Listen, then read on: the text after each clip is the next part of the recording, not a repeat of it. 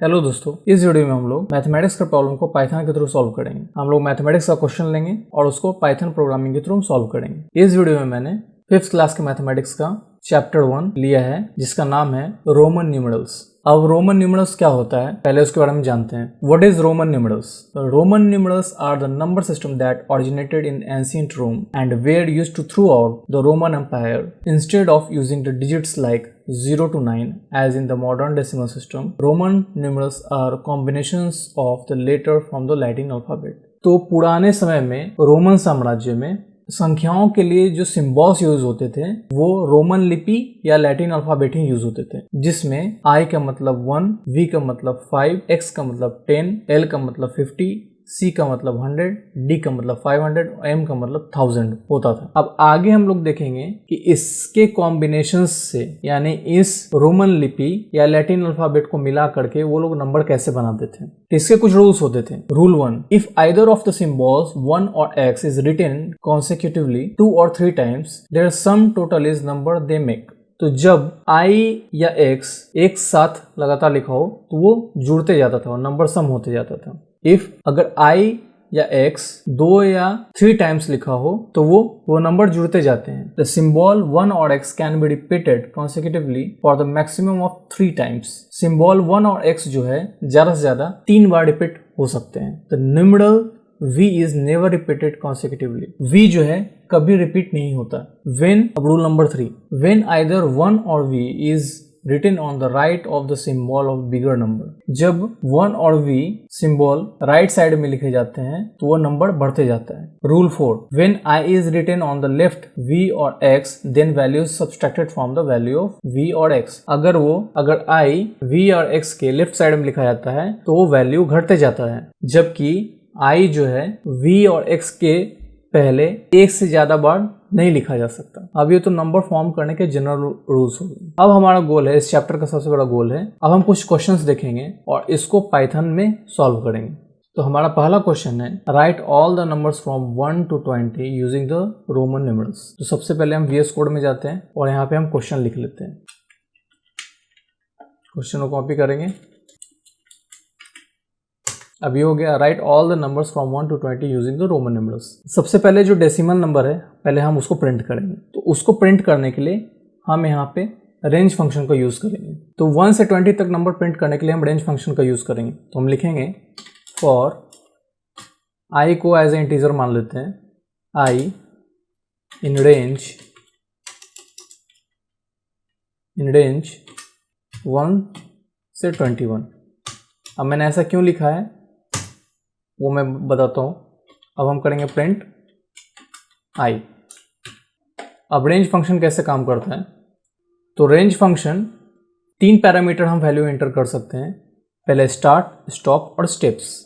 तो स्टार्ट क्या होता है कि जिस वैल्यू से हमें स्टार्ट करना है वो वैल्यू हमें डालना पड़ेगा। यानी अगर मुझे 1 से स्टार्ट करना है तो मैंने यहाँ पे 1 डाला है। फिर मुझे जहाँ तक वैल्यू को लेके जाना है, जिस पोजीशन तक लेके जाना है वो वैल्यू मुझे डालना होता है।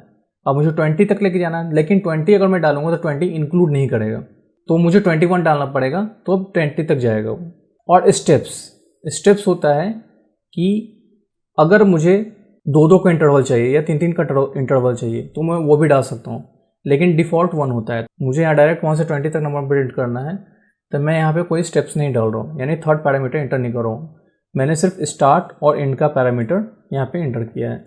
अब मैं इसको डायरेक्टली रन करूँगा। जैसे मैंने यहाँ पे रन किया तो आप देखेंगे यहाँ 1 से 20 तक नंबर प्रिंट हो गया। अब हमारा यहाँ पे टारगेट है कि इसको रोमन न्यूमरल में प्रिंट करना है। तो रोमन न्यूमरल में प्रिंट करने के लिए हमारे पाइथन में एक लाइब्रेरी है जिसका नाम है रोमन। अब लाइब्रेरी क्या होता है, तो लाइब्रेरी कलेक्शन ऑफ फंक्शंस होता है। जब हम कोई लाइब्रेरी इंपोर्ट करते हैं तो उस लाइब्रेरी के सारे फंक्शंस को हम लोग कोड में यूज कर सकते हैं। तो अब इस प्रोग्राम में हम क्या करेंगे, लिखेंगे इंपोर्ट रोमन। समटाइम क्या होता है कि लाइब्रेरीज आपके इंस्टॉल्ड नहीं होते हैं, तो अगर लाइब्रेरी इंस्टॉल नहीं है तो आपको करना है पिप इंस्टॉल रोमन, यानी पिप इंस्टॉल लिखना है और जो लाइब्रेरी का नाम है वो लिखना है, उसको एंटर हिट करना है। अब चूंकि यहाँ मैंने ऑलरेडी इंस्टॉल करके रखा हुआ है तो इसलिए यहाँ पे देखिएगा तो रिक्वायरमेंट ऑलरेडी सेटिस्फाइड करके आ रहा है, तो मैंने रोमन जो लाइब्रेरी वो इंस्टॉल किया हुआ है। अब मैंने यहाँ पे क्या किया है, इंपोर्ट रोमन कर दिया है। अब मुझे क्या करना है, ये जो नंबर प्रिंट हो रहे हैं सबसे पहले इसको मुझे रोमन में कन्वर्ट करना है। तो मैं एक वेरिएबल लेता हूँ r और यहाँ पे लिखता हूँ रोमन डॉट और यहाँ पे लिखता हूँ टू रोमन, यानी मैं क्या करूँगा तो वैल्यू को रोमन में कन्वर्ट करूँगा। अब मैं यहाँ पे डालता हूँ i, क्योंकि मेरा i जो है वो इंटीजर वैल्यू है, यानी मेरा ये i जो है मेरा नॉर्मल नंबर है जो कि मैं यहाँ पे इसको वैल्यू में डाल रहा हूँ और ये मेरा कन्वर्ट करके r में स्टोर होगा। अब मैं क्या करूँगा कि i को प्रिंट करने की जगह मैं r को प्रिंट करूँगा। अब मैं इसको रन करता हूँ। अगर आप यहाँ पे देखेंगे तो मेरा 1 2 3 4 5 6 7 8 9 10 सारा रोमन न्यूमरल्स में प्रिंट हो गया है। लेकिन मैं चाहता हूँ कि मुझे दिखे कि कौन से नंबर के अगेंस्ट में कौन सा नंबर रोमन न्यूमरल्स है। तो मैं यहाँ पे क्या करूँगा, लिखूँगा i, क्योंकि मेरा i जो है डिजिट सिस्टम है, और फिर उसके बाद मैं लिखूँगा कोट के अंदर इज इक्वल टू, और उसके बाद हम इसको करते हैं प्रिंट।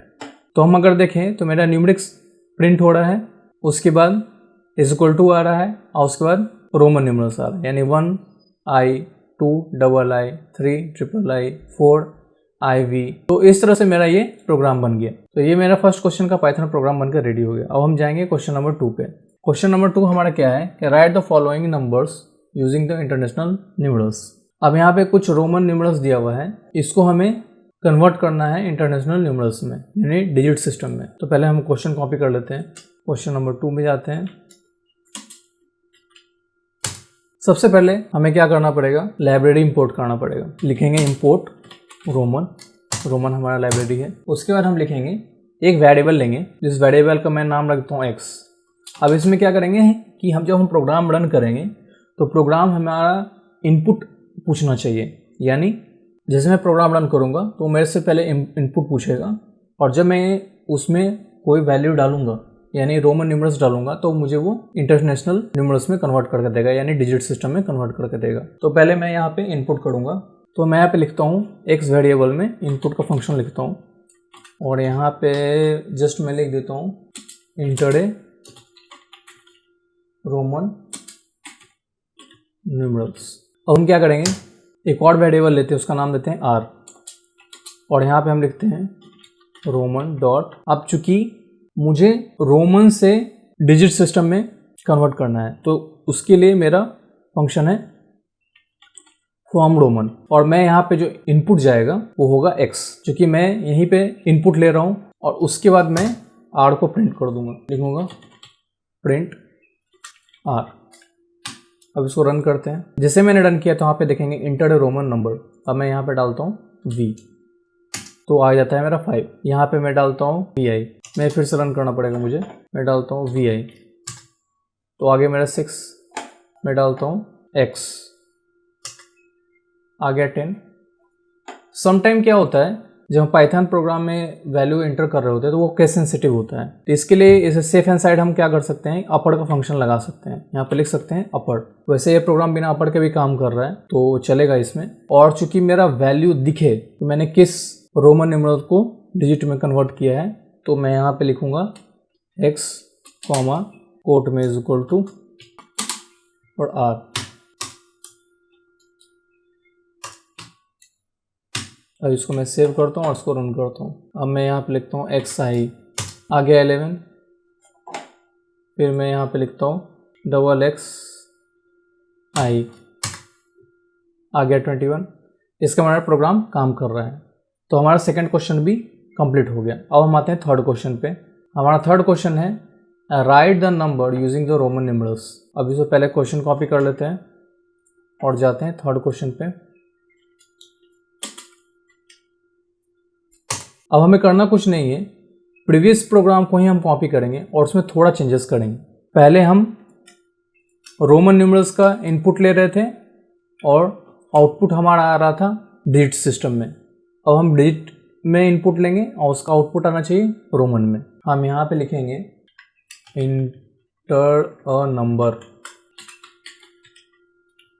और ये अपर जो है हटा देंगे और उसके बाद यहाँ पे फ्रॉम रोमन जो है उसको टू रोमन कर देंगे, यानी हमें रोमन में कन्वर्ट करना है। अब इसको प्रोग्राम को रन करेंगे।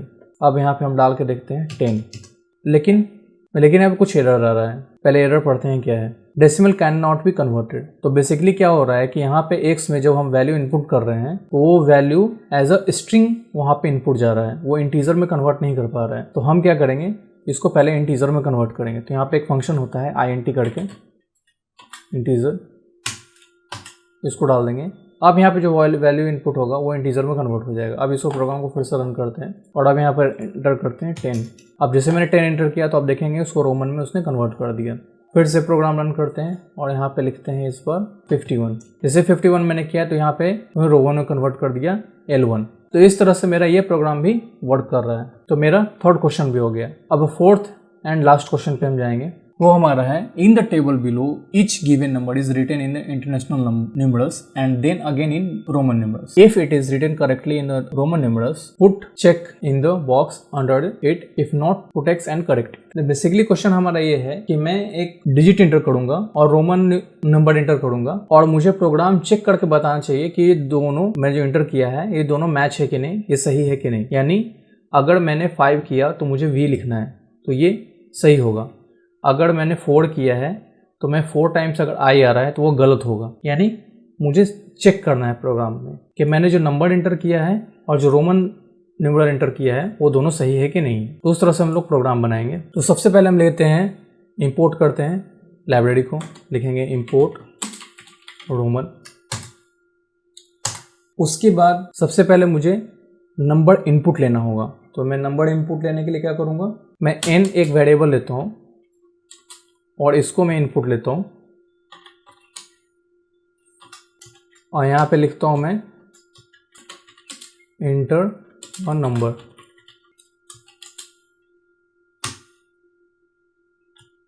और इसको हम इंटीजर में कन्वर्ट कर देंगे। हमने पिछले प्रोग्राम में भी किया था। अब नेक्स्ट हमें इनपुट लेना है रोमन नंबर का। उसके लिए मैं वेरिएबल लेता हूँ r और यहाँ पे मैं लिखता हूँ इनपुट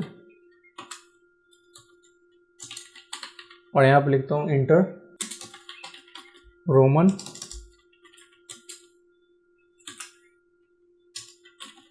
न्यूमरल्स। और इसको सिर्फ हम क्या करेंगे, अपर में कन्वर्ट कर देंगे सेफ साइड के लिए,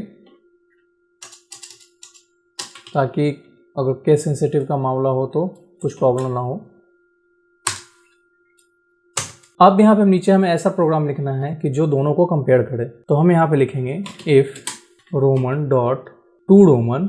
सबसे पहले हमें क्या करना पड़ेगा, जो n में हमने इनपुट लिया है हमें उसको रोमन में कन्वर्ट करना पड़ेगा। तो हम लिखेंगे if Roman dot to Roman, n को हमने कन्वर्ट कर दिया रोमन में और उसे हम कंपेयर करेंगे r से, जो ऑलरेडी हमने दूसरा इनपुट दिया है r को रोमन में।